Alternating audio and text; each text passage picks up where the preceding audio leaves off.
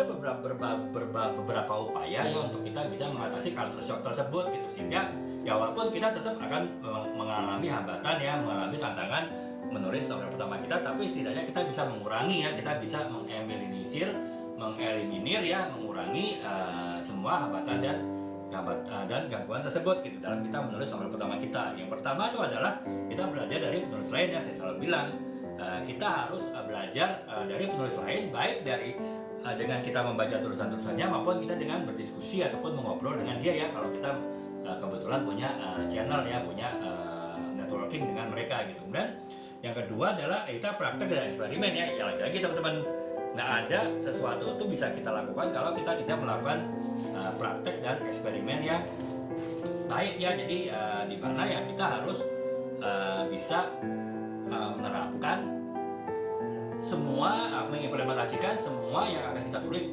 dari sebuah novel itu. Makanya ya kita harus harus melakukan praktek, karena nulis itu adalah kerja praktek kan. Nah, dan juga kita melakukan eksperimen ya, kita jangan takut salah gitu kan, praktek dan kita eksperimen sehingga kita bisa lebih meningkatkan kemampuan kreativitas kita dalam menulis novel.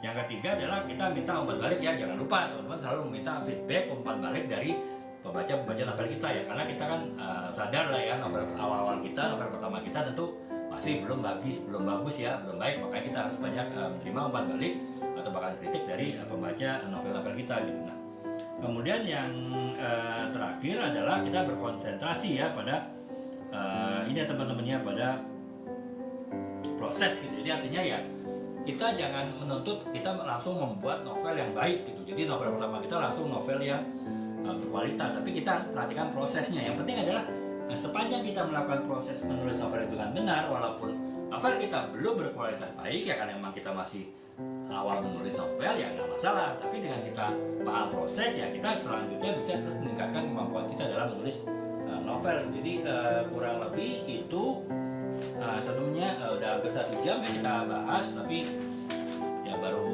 sebagian kita bahas ya, tapi nggak apa-apa teman-teman ya.